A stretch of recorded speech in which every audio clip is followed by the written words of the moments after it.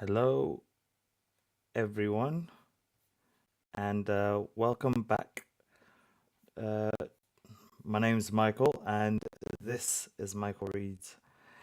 This channel exists for people who want more than motivation. People who want principles, people who want structure, people who understand that real change doesn't come from hacks or shortcuts, but from aligning how you think, how you speak, and how you live. Here, we slow down, we read deliberately, we speak, uh, we reflect honestly, and we apply what we learn to real life. Today, we continue our journey through Bushido, the way of the warrior, not as a relic of the past, but as a framework for modern living. In a world full of noise, distraction, and broken promises. Um, a couple of days ago, in chapter 6, we explored politeness. And the most important takeaways from that chapter was that politeness in Bushido is it has nothing to do with people pleasing.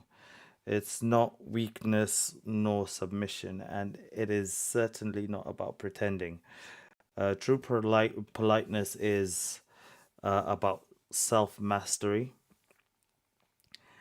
It is the ability to remain composed when emotions are high, to speak with restraint when ego wants to dominate, and to show respect without sacrificing any standards. In real life, this shows up when you're under pressure, when you're at work, when you in your relationships, or just in disagreement, and you choose calm clarity over reaction. So politeness teaches us how to behave with honor, but behavior alone isn't enough because we can behave well and still be dishonest. Which brings us to the next principle. But before we go any further, if these readings and reflections are adding value to your life in any way, uh, if they're helping you with uh, helping you think deeper, grow stronger, and live with more purpose, then I'd really appreciate your support. Please take a moment to like this video, to share it with someone who needs to hear this message, and subscribe to the channel so you don't miss what's coming next. This channel is about growth, it's about responsibility, it's about becoming better day by day, and we're gonna do it together. So your support helps this community grow, and I'm grateful for every single one of you. So hit that like button. It's absolutely free for you to do that. I'll just before I go into my reading, I'm just receiving a message saying the sound is good, so that is fantastic. And as I normally would do before before I start my reading, I take a sip of the old tea just to make myself sound more fluent. So today, chapter 7 introduces veracity or truthfulness. In other words, makoto. That's a Japanese word. This chapter though it does cut deep because Bushido tells us something very uncomfortable. Uh, if you cannot be trusted, nothing else matters. Truthfulness in Bushido is not just about um, avoiding lies, it's about alignment. alignment between thought, uh, word, and action. So a warrior's word was considered as binding as a written contract. Once spoken, it was already done. So imagine living like that today. Imagine only saying what you fully intend to follow through on. Imagine removing exaggeration, excuses, and half promises from your life. That level of truth changes everything. So, with that brief introduction, we will go into the chapter Veracity or Truthfulness, without which politeness is a farce and a show. Propriety carried beyond right bounds, says Masamun, becomes a lie. An ancient poet has outdone Polonius in the advice he gives. To thyself be faithful, if in thy heart thou strayeth not from truth. Without prayer of thine, the gods will keep thee whole.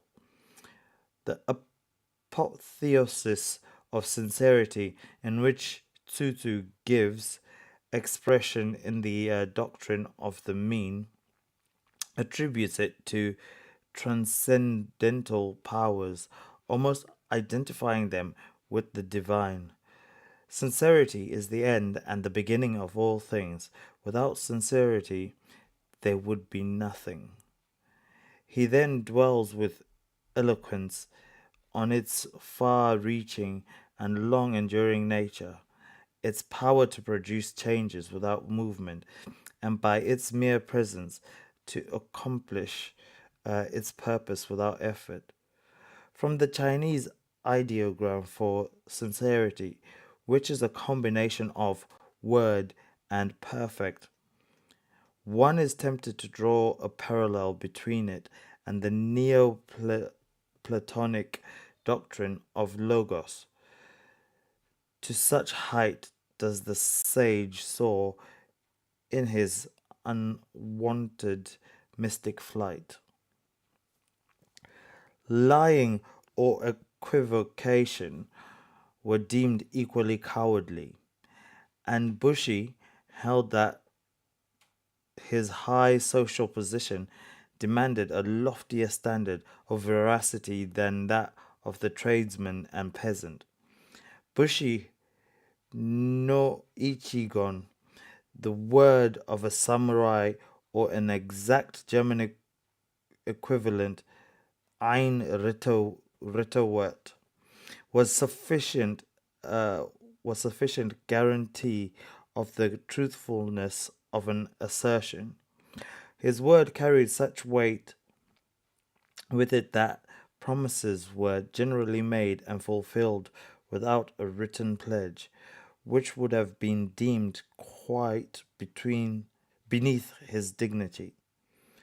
Many thrilling anecdotes were told of those who atoned by death for Nigon, a double tongue. The regard of veracity was so high that, unlike the generality of Christians who persistently violate the plain commands of the teacher not to swear, the best of samurai looked upon an oath as derogatory to their honor. I'm well aware that they did swear by different deities or upon their swords, but never has swearing degenerated into wanton form or irreverent interjection. To emphasize our words, a practice of literally sealing with blood was sometimes resorted to. For the explanation of such a practice, I need only refer my readers to Goethe's Faust. A recent American writer is responsible for this statement that if you ask an ordinary Japanese which is better, to tell a falsehood or be impolite, he will not hesitate to answer, to tell a falsehood. Dr. Peary is partly right and partly wrong. Right in that an ordinary Japanese, even a samurai, may answer in that way ascribed to him, but wrong in attributing too much weight to the term he translates falsehood. This word in Japanese uso is employed to denote anything which is not a truth, makoto, or fact, honto. Lowell tells us that Wordsworth could not distinguish between truth and fact, and an ordinary Japanese is in this respect as good as Wordsworth. Ask a Japanese or even an American of any refinement to tell you whether he dislikes you or whether he is sick at his stomach. He will not hesitate long to tell falsehoods and and answer, "I like you much," or "I am quite well, thank you." To sacrifice truth merely for the sake of politeness is regarded as an empty form and deception by sweet words, and was never justified. I I own I am speaking now of the Bushido idea of veracity, but it may not be amiss to devote a few words to our commercial integrity, of which I have heard much complaint in foreign books and journals. A loose business morality has indeed been the worst blot on our national reputation.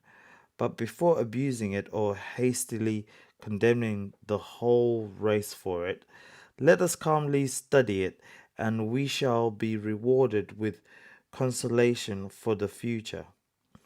For all the great occupations of life, none was farther removed from the profession of arms than commerce.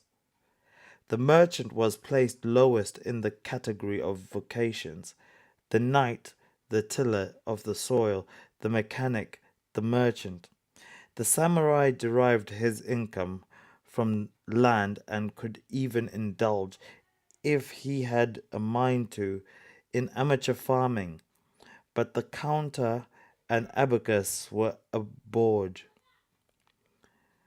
We knew the wisdom of his social arrangement. Montesquieu has made it clear that the debarring of the nobility from mercantile pursuits was an admirable social policy, in that it prevented wealth from accumulating in the hands of the powerful. The separation of power and riches kept the distribution of the latter more nearly equable. Professor Dill, the author of Roman Society in the last century of the Western Empire, has brought afresh to our mind that one cause of the decadence of the Roman Empire was the permission given to the nobility to engage in trade and the consequent monopoly of wealth and power by a minority of the senatorial families. Commerce, therefore, is in feudal Japan did not reach that degree of development which it would have attained under freer conditions. The obloquy attached to the calling naturally brought within its pale such as cared little for social repute. Call one a thief and he will steal. Put a stigma on a calling and its followers adjust their morals to it. For it is natural that the normal conscious, as you Black says, rises to the demands made on it and easily falls to the limit of the standard expected from it. It is unnecessary to add that no business, commercial or otherwise, can be transacted without a code of morals. Our merchants of the feudal period had one among themselves, without which they could never have developed as they did such fundamental mercantile institutions as the guild, the bank, the bourse, insurance, checks, bills of the exchange, etc. But in their relations with people outside their vocation, the tradesmen lived too true to the reputation of their order. This being the case, when the country was opened to foreign trade, only the most adventurous and unscrupulous rushed to the ports, while the respectable business houses declined for some time the repeated requests of the authorities to establish branch houses. Was Bushido powerless to stay the current of commercial dishonor? Let us see. Those who are well acquainted with our history will remember that only a few years after our treaty ports were open to foreign trade, feudalism was abolished, and when with it the samurai's fiefs were taken and bonds issued to them in compensation, they were given liberty to invest them in mercantile transactions. Now you may ask, why could they not bring their much boasted veracity into their new business relations and so reform the old abuses? Those who had eyes to see could not weep enough. Those who had hearts to feel could not sympathize enough with the fate of many a noble and honest samurai who signally and irrevocably failed in his new and unfamiliar field of trade and industry through sheer lack of shrewdness in coping with his artful plebeian rival. When we know that 80% of the business houses fail in so industrial a country as America, it is any wonder that scarcely one among 100 samurai who went into trade could succeed in his new vocation? It will be long before it will be recognized how many fortunes were wrecked in the attempt to apply Bushido ethics to business methods, but it was soon patent to every observing mind that the ways of wealth were not the ways of honor. In what respects then were they different? Of the three incentives to veracity that Lecky enumerates, viz., the industrial, the political, and the philosophical, the first was altogether lacking in Bushido. As to the second, it could develop little in a political community under a feudal system. It is in its philosophical, and its Lecky says, in its highest aspect, the honesty attained elevated rank in our catalogue of virtues. With all my sincere regard for the high commercial integrity of the Anglo-Saxon race, when I ask for the ultimate ground, I am told that honesty is the best policy, that it pays to be honest. It is not this virtue, then, its own reward? It is followed because it brings in more cash than falsehood. I am afraid Bushido would rather indulge in lies. If Bushido rejects a doctrine of quid pro quo rewards, the shrewder tradesman will readily accept it. Lecky has very truly remarked that Veracity owes its growth largely to commerce and manufacture, as Nietzsche puts it. Honesty is the youngest of virtues. In other words, it is the foster child of industry, of modern industry. Without this mother, Veracity was like a blue blood orphan whom only the most cultivated mind could adopt and nourish. Such minds are general among the samurai, but for want of a more democratic and utilitarian foster mother, the tender child failed to thrive. Industries advancing, veracity will prove an easy, nay, a profitable virtue to practice.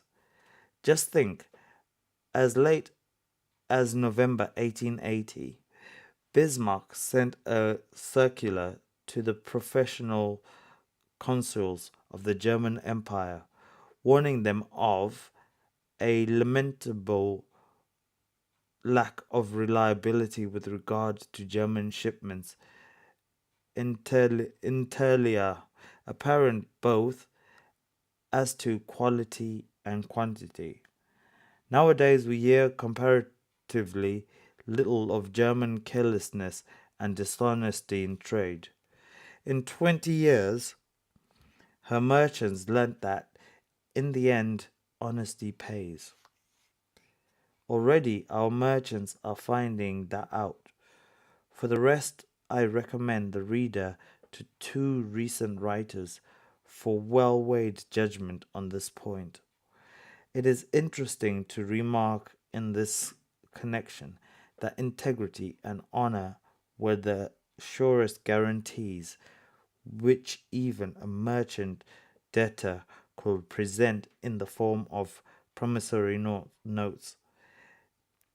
It was quite a usual thing to insert such clauses as these. In default of the repayment of the sum lent to me, I shall say nothing against being ridiculed in public. Or, in case I fail to pay you back, you may call me a fool, and the like. Often have I wondered whether the veracity of Bushido had any motive higher than courage.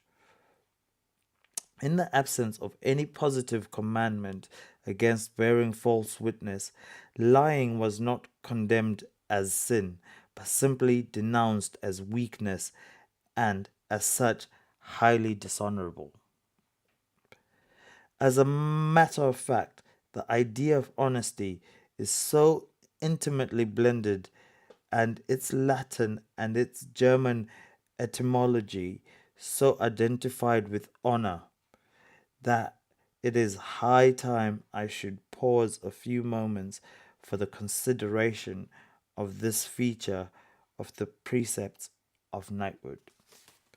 So that brings an end to this great chapter 7, where we were talking about veracity. And I've got some notes down here from a pre-reading that I did. So veracity begins where most people avoid looking, and that's within themselves. So most dishonesty isn't spoken out loud, but it's more internal. I mean, we tell ourselves, I'll start something tomorrow. I just don't have the time, or I'm just doing my best. But deep down, we know uh, that isn't true. So Bushido demands that we confront that gap, because the moment you lie to yourself, you fracture your entire foundation. I've learned this personally. There were times in life where I said I wanted growth, I wanted success and stability, but my actions didn't reflect that. And no one needed to call me out. I already knew that I wasn't meeting my own expectations. I wasn't working towards them. I wasn't focused or directed, and I wasn't showing up. So truthfulness is owning that gap, owning it without self hate and without excuses. So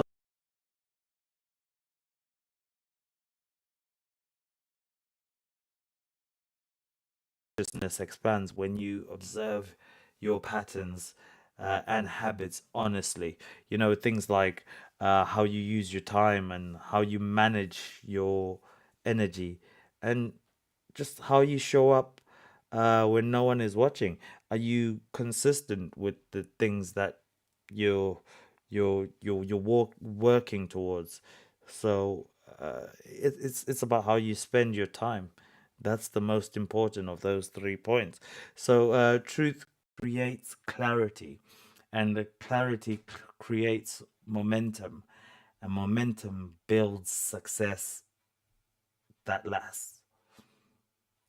You know, you can watch so many um videos that, oh, I earn so much per month and I can help you earn so much per month, but those people only got to where they are because they use their time wisely. They spent their energy correctly, and they worked hard. You're not going to watch a 30-minute video and then suddenly it's going to happen to you. Behind that 30-minute video, there's years, sometimes up to 10 years, but most 5 years.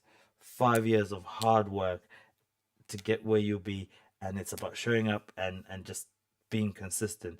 So when you live truthfully, you know, your health improves because stress caused by internal contradictions, it just disappears. You sleep a lot better, you move better, you breathe easier, and happiness becomes simpler. You know, it's not the type of happiness isn't louder or flashier, but it's steadier. And your wealth too, you know, is deeply connected to veracity. So people who build lasting wealth don't chase quick wins.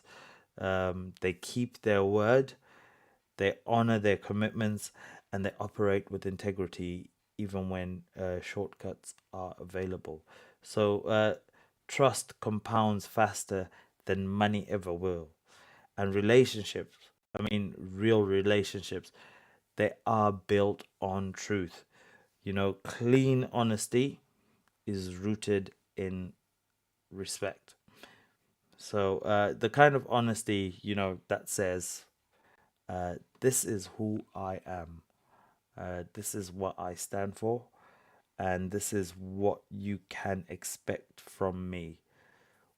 You know, when you live this way, problems lose their grip on your life because problems thrive in avoidance. Truth dissolves them.